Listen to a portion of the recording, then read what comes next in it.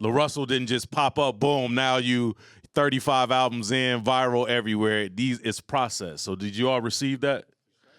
We're going to open up for questions right now. We have a microphone back here, and we have a microphone back here. Kings, unless you have learned everything you need to know and you know exactly what to do, you have to have a question to ask. So we're going to ask, yes, sir. My name is Ali David, 18, go to Oakland School for the Arts. My question was, like, like, I know you come from, like, like the Bay Area, and it's, it gets rough and wild and rugged out here sometimes.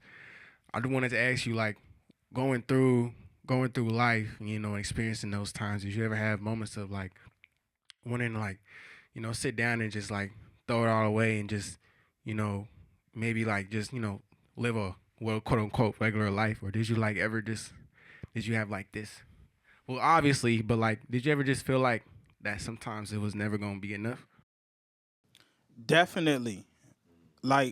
Like I was saying, it took me until I got to that book to even realize that my life was of value beyond what I seen it. I couldn't even see past the veil at one point. You feel me? I was just throwing it away, really. Like I was working towards something, but I really was just like, I was wasting a lot of my time and my effort and energy and ability because I didn't see the value that was there. You feel me? And you really got to go through these processes and build. It's different when you like a kid and you got a lot of people pouring into you and telling you what you could be, but I didn't have that. And when I was growing up, I never seen nobody famous or successful make it. So success was really like a figment of imagination, So until I started really putting in work, and when I released the first project, like I said, it was kind of like a domino effect. Doors start opening where I realized, like, oh, I could actually do something, But prior to that, I was just going through that journey. That's why now it's like important to that's why I show up to spaces like this so people know and understand and see, like, the possibilities is wild, is wide open.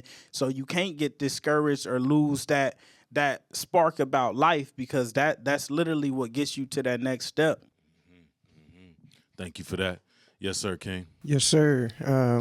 James, Selpay James, first stage. Where I know you from, James? 707. Yeah. I'm like, I seen you. Come on. Yeah, on the beat. Yeah. From one Vallejo native to another, right? Seeing the process is dope as well. But also, how do you maintain keeping a level head when you have, like, the weight of the world on your shoulders? You have everybody looking up to you. What are some practices, things like that you do personally to keep you leveled? I walk. I play pickleball. I hoop. I'm with my homies a lot, and we laugh and joke about everything. Like, we usually the ones if we go to a big studio or industry mixer or something, we the ones in the corner giggling, and everybody like, man, they kids. But it's like, that's why we thriving, because everywhere we go, I'm a child in essence, in that heart, and I never lose that spirit. I don't let nobody take that from me. And I cry. Sometimes you gotta let, like, all of that you holding in out. You feel me? Just so you can move forward and move past it. And beyond that, I got dope people around me that I'm able to distribute that weight sometimes. Mm-hmm. Okay. No, appreciate that. Big. Appreciate that. We're gonna take one more question. Not just one. Okay, we got. Come on, two, three. come on. Oh, let's get yeah, it. Okay. come on. Hey, look. Who we got? We're gonna go this side, and then we'll go this side. Let's get it. Say your name loud and proud. For sure. I go by O'Neal, also known as my artist name, TOA. And one of my questions that popped up for me, and correct me if I'm wrong, but I believe it was GT Coop, where you kind of explained just, like, the process of, like, you, like, just went full in, did the music full time, quit your job, getting your car repoed, things like that. Like, how did you maintain to be like, okay, I'm gonna start doing this full time and still, like, have that support, or, like, even still just trying to survive? You know what I'm saying? Because the Bay is not cheap. You feel me? So still trying to live and trying to survive, it's even hard enough to do that without having no income behind you, or without having a 9 to 5, or without any of that. So how did you like really navigate to be like, all right, I'm going full in, but I'm still going to live to take care of myself? Man, the beautiful thing is like I feel like when you're doing all the right things, the universe constantly propels you. Like when I quit my job, I had like a tax refund check. I had like $5,000 or $6,000, and it was like, all right, I'm gonna use this to make the next few moves. And I remember it got me all the way to the point where I had got invited to fly out to New York to do like a session for Vivo, and right before that time, I was running low, and a lady from my job called me. Her name was Kashi, old HR manager, and she was like, you know, you got like money from your 401k saved still. You're going to probably need that check.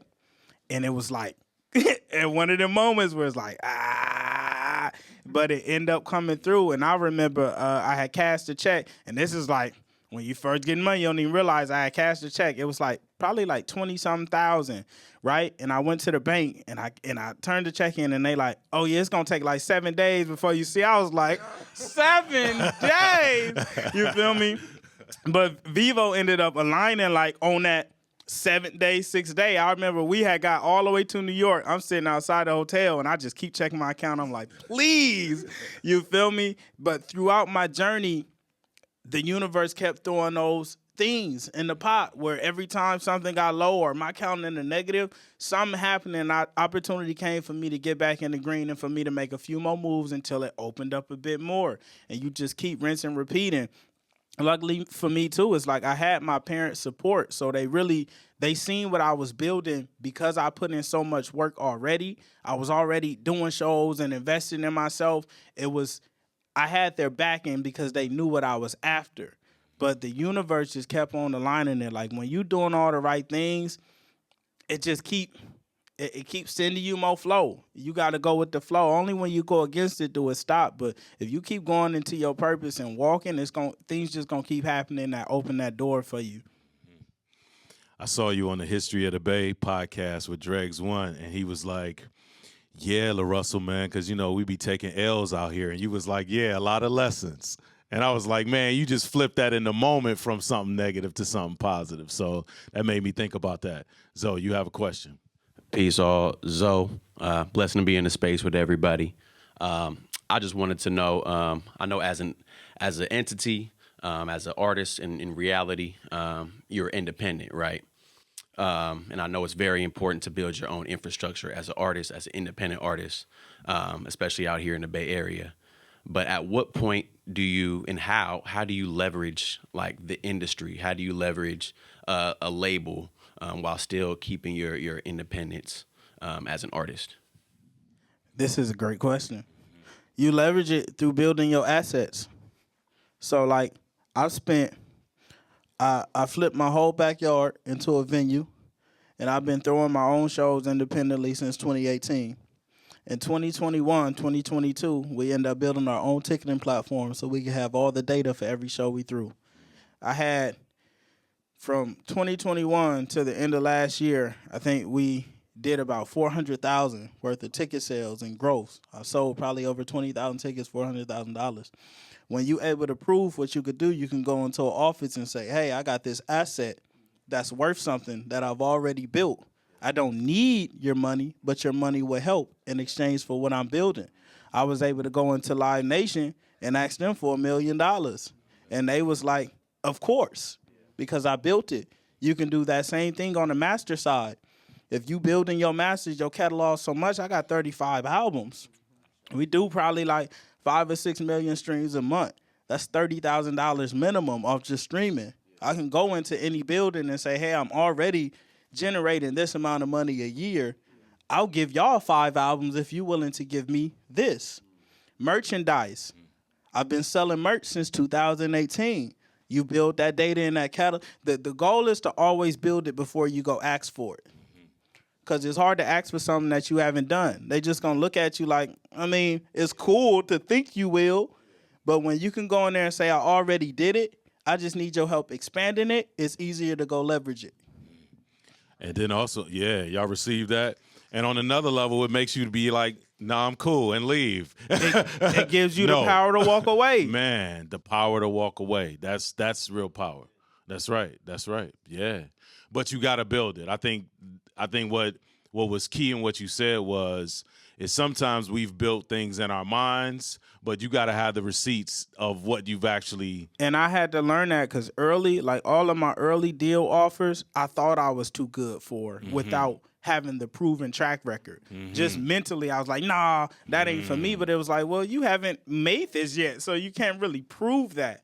You know, but when you start building it, you get into a different position of leverage and they talk to you different. And the way you can structure a deal is completely different. Yeah. But you don't realize that until you're doing it. And that happens like with shows and everything. I think the first show I ever got paid for was $100, you know. And at that point, I knew I was worth more than $100, but I didn't have the proof to say, somebody else get, you know, you have to actually build that leverage to get your rate to a point to where it makes sense and is justifiable. Yeah, and your rate in your backyard anyway. So, come on. I mean, because we know these venues, unfortunately, we don't own enough of them. And all too often, they'll call us in and try to give us the lowest amount. And then we selling, you know, it's like, wait a minute, I sold 50 tickets to help sell this thing out. And you know what's crazy? The game is structured to where,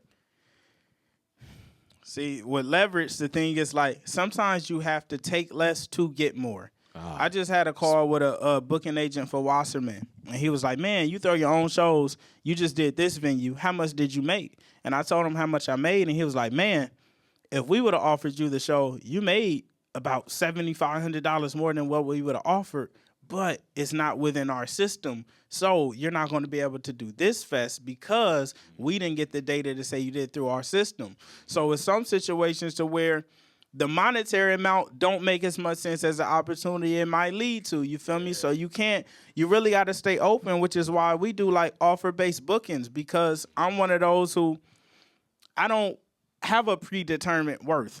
You know, if it makes sense and it aligns, I'm going to go do it, and I'll get what comes from that. And sometimes that's not always monetary. Sometimes I lose money going to do a show, but I gain a whole base of fans and a community and a new venue that I can now access, which is worth more than the money because I can come back a second time and get the money.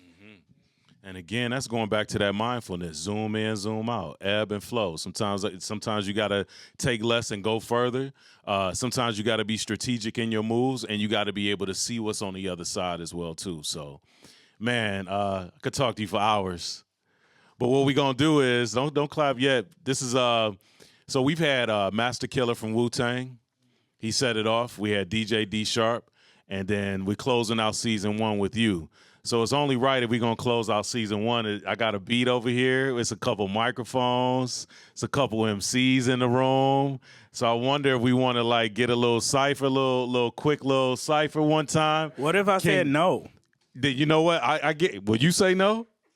He ain't saying no. He ain't saying no. He ain't saying no. He ain't saying no. He ain't saying no. So you want to sit down, but it's all love. Yo. Where y'all at? Where y'all at? A game plan only take you so far. Brother, do you know who you are? Yeah, I see you flossing, mobbing in the latest car. But underneath the mask, yeah, I see through it all. My energy on stills, taller than that catch a ball.